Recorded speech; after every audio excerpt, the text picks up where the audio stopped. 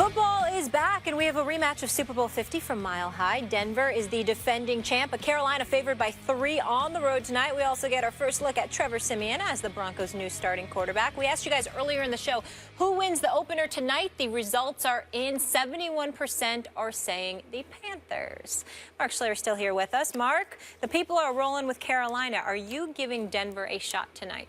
Absolutely. Gary Kubiak, coaching for the Denver Broncos, is 5-1 as an underdog.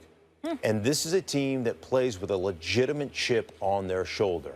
I called them on Mike and Mike this morning habitual line steppers on defense. They're going to have 3 personal fouls because they play over the edge. They constantly do. And they play with this chip on their shoulder like we won a world championship with quarterback play that resulted in 23 picks. We don't need great quarterback play. We'll play outstanding special teams, and we will create turnovers as a defense. And you look at the last 2 times they've faced the Carolina Panthers, they have created 13 total sacks on Cam Newton, countless numbers of pressures. He's thrown 2 touchdowns versus 3 interceptions. He's had the fumbles in the Super Bowl. They have dominated.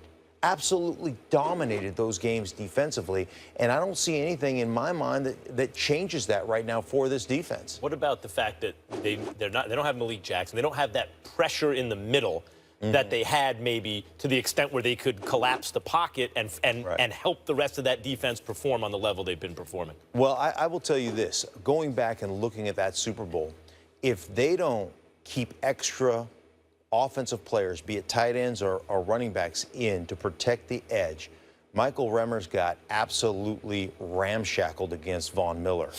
Both edges got destroyed. Now, Malik Jackson's a great football player. His presence was more about the running game in my mind than it was about his ability to rush the passer.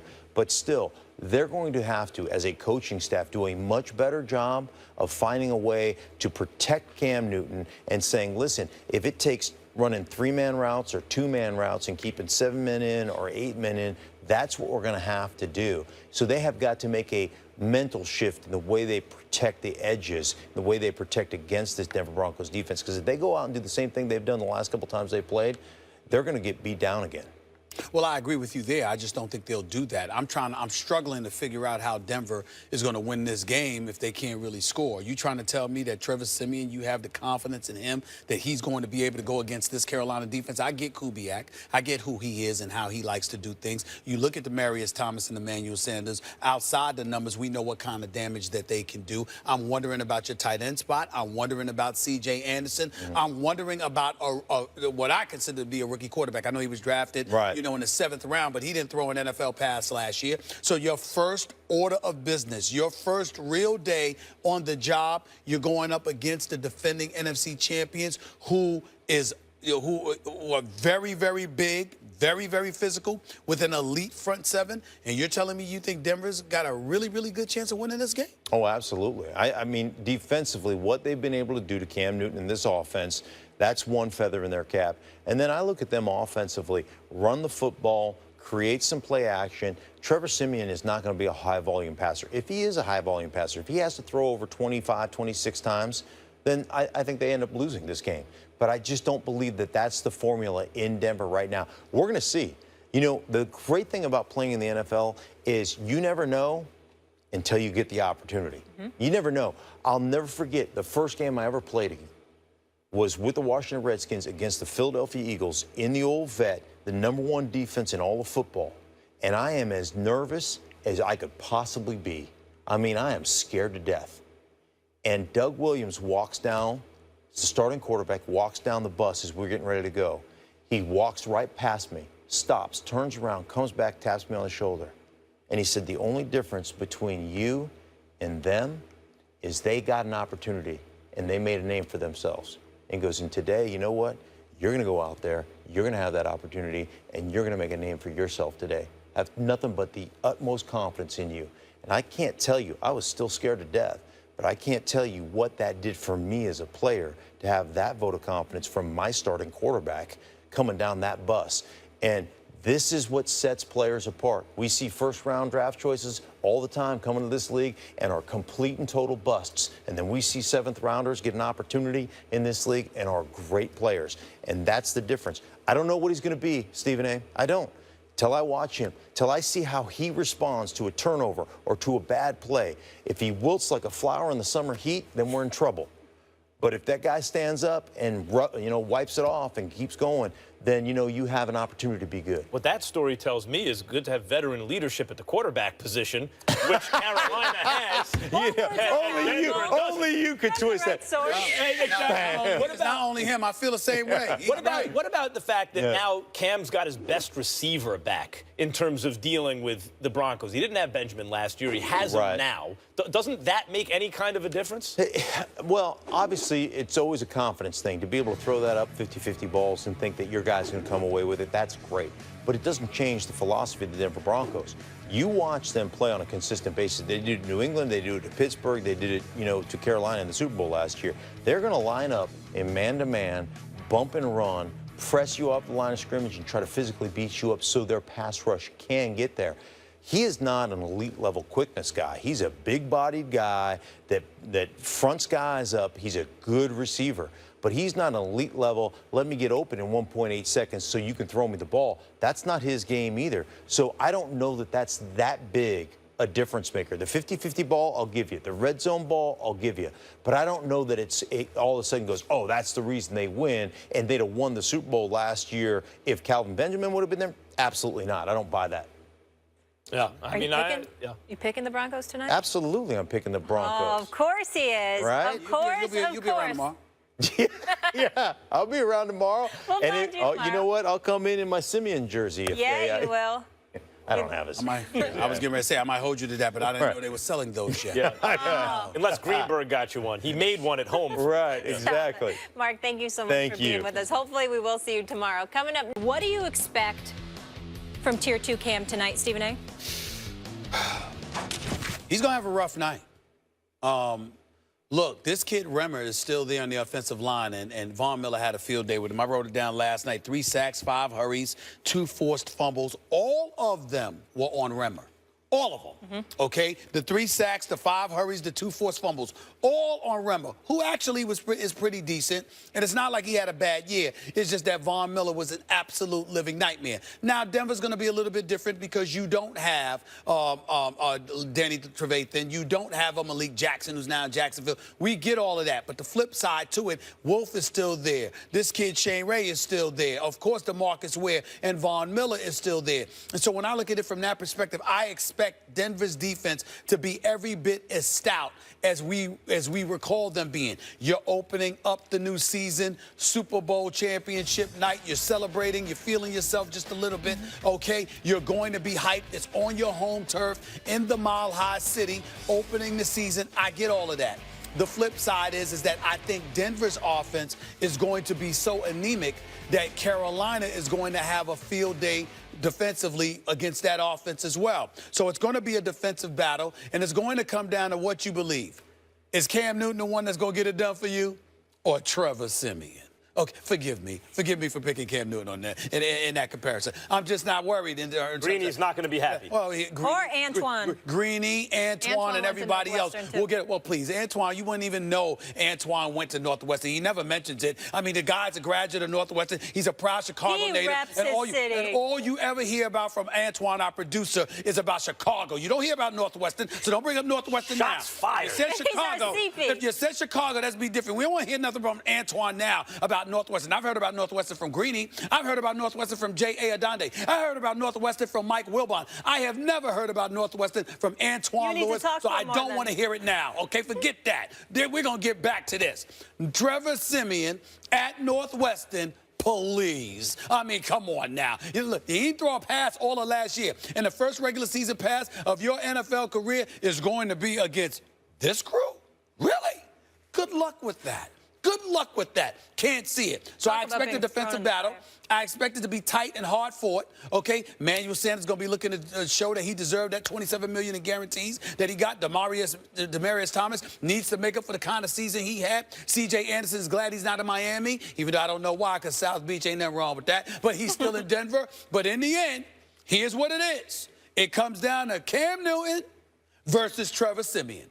And when it counts, I'm rolling with the league MVP, tier 2 and all. I believe that the Carolina Panthers win this game, and I believe that Cam Newton shows up in the clutch and closes the deal. I mean, you know what it sounds like when you say he's tier 2, but he's the reigning MVP. He's gonna win the Super Bowl. He just went to the Super Bowl and he's about to beat the reigning champs. Listen. I just want to, you know what that sounds like. I'm not most people. I don't care. Right. I say what I say, and I speak fluent English. Yes. I believe he's tier 2. Facts have little bearing on your way of thinking. I've never disputed the facts. What I said is I need them more. I need longevity. I need. And you predict you're about to get it. He needs a lengthy resume. Right. Yeah. And you predict you're about to get it. I predict. Okay. So he just did it. You need to see more, and you think it's going to happen. Yes. But he's tier 2. I'm telling you, when it happens, I'll give him tier 1. All right. I don't understand. So nice is of you. this something about the English? Yes. Is this something about my English that you have a problem with? I specifically said I'm going to give it to him when he gets Part here. of what we're asking when we see tier 1 or tier 2 is your ability to predict, your thinking about the trajectory of a player's career, your ability to put your No, Max. Not when you make it clear. Not when you make it clear. That's what you're doing. Now, listen, you're going to run. Max Kellerman might sit up there and get on the treadmill and say, Stephen A., I bet you $20 I can run 5 miles. Well, damn it, you ain't getting it until you run it 5 miles. Now, I might know you can do it, but until you do it, I'm not giving you the money. I might make $20 right now. I'm not going to, there we go. I might make $20. But if you do it, I'm going to give you the money.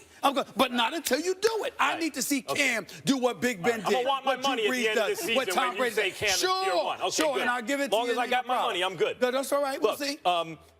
You're right. The Panthers are going to win tonight. Now, they're 3-point favorites on the road, which means really 6-point favorites at a neutral site or 9-point favorites, I guess, at home, you would say. Do I have that right? The point is, the odds makers, who are really there just trying to figure out public opinion, you want equal action on both sides of the line, feel like the wisdom of the crowd says the Panthers are a better team. Not just by a little bit, they're better, and I agree with them. I felt that way going into the Super Bowl last year. I was proven wrong on that night because of an exceptional Broncos defense, all-time great. And I just got through talking about the offensive line. Now, it's the most important area of football because it's the only area that affects every other area of the game, including special teams, other defense, everything. But the offensive line equivalent on defense is actually, in my view, the defensive tackles. It's the guys in the middle. Because on defense, that's the one area I see that affects every other area of the game defensively, in the sense that either the quarterback has a pocket or he doesn't. You want your edge rushers to be better, you need to collapse the pocket. You want your secondary to be better, you need to collapse the pocket. The Malik Jackson loss is a big loss because you had a guy who can collapse the pocket. All of a sudden, instead of doing that at a certain level, I think the presumption should be that that level drops off. And that should have a ripple effect on the rest of the Denver defense. You add that to the fact that now Cam has his best receiver back, and he's going to be highly motivated because at the end of that game last year, all he heard was, why don't you jump on that ball? Cam, what happened? Cam, they dared you to sit back in the pocket and beat them through the air, and you couldn't do it. You think the reigning league MVP, who is in his physical prime and could not be more motivated, now has his best receiver back, facing the team that beat him, whose defense just got worse, and whose quarterback play, by the way, you bring up Simeon. Think about this for a second.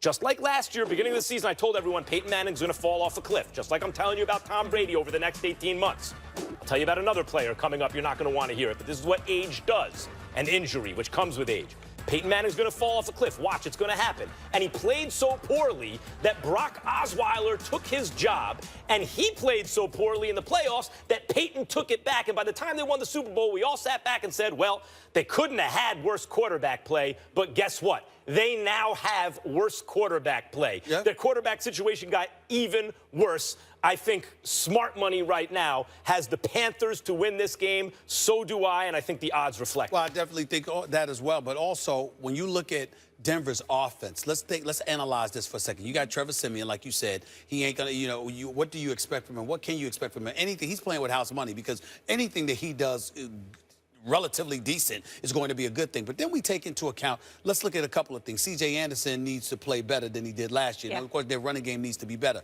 Your wideouts are Stout and Demaryius Thomas, even though he has something to prove, and Emmanuel Sanders. But when you're going up against an elite front seven, you're not going to get success throwing outside the numbers because you're going to need time to pull that off. What do you have in the interior? You got a guy in Heuerman who could potentially be an individual that produces from you for you from that tight end spot. But this is a guy when Ohio State made their national championship run, he was underutilized. They were talking about he was underutilized last year. What you going to do, suddenly utilize him with a rookie? I'm not sure about that, even though it's good for a rookie to have somebody in between the seams that you can throw the ball to, particularly in short yardage situations. So it's about C.J. Anderson, and it's about Heuerman, and it's about finding a third receiver because you can spread things out. If you got three wideouts plus your tight end plus somebody in the backfield, you can do some damage. But we don't know whether or not Denver can do that. You're going to explore and try to find that out against this defense? I don't see it. Carolina should win this game tonight. If they don't,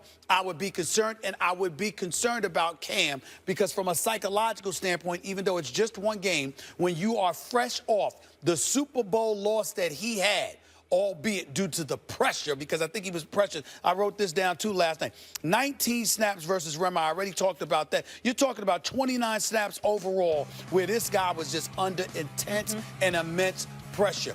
You've got to protect him, but when you do protect him, because Kelvin Benjamin is there now, you've got more weapons than you did last year. Cam Newton's going to have to step up and produce. If you don't do that psychologically, you've got to wonder how that could potentially mess with him throughout this season. And there goes your prediction for the Super Bowl, apparently, after week one. No. Tisk, tisk. It's not. Listen. Not at all. One last thing about because the rematch. I'm not predicting they'll lose. One last thing about the rematch. Yeah. Really, it's unfair to Cam because he's not blocking for himself and all that stuff, although he did so much on the offense last year. It's almost like he, did everything, including block for himself. But they have a very good offensive line. In most respects, in the truest kind of sense of the word of a rematch, the real rematch is between Von Miller and Cam Newton. Because Cam Newton came into that game all world. It was his world, the way the NBA is LeBron James's world. He was taking over. It's all about Cam, the reigning MVP, 46 touchdowns. No one else was close, including Tom Brady. Stormed back second half of the season where Tom Brady looked like a lock for MVP. Halfway through, all of a sudden, oh, my God, Cam Newton has arrived, makes the Super Bowl. It's going to be a coronation. They're going to beat Denver. And then Von Miller was the guy who came out of that game like, look at this. Everyone's saying J.J. Watt's the best defender in the world, but maybe is Von Miller? Look how he played in the biggest game. We'll see. Cam, Von Miller, that's the rematch I'm looking for. I'm so fired up. Unanimous decision here. We're all rolling with Carolina. So you heard from the guys. We want to hear from you at home. What do you think? Hit us up on Twitter. Let us know who wins tonight in the season opener.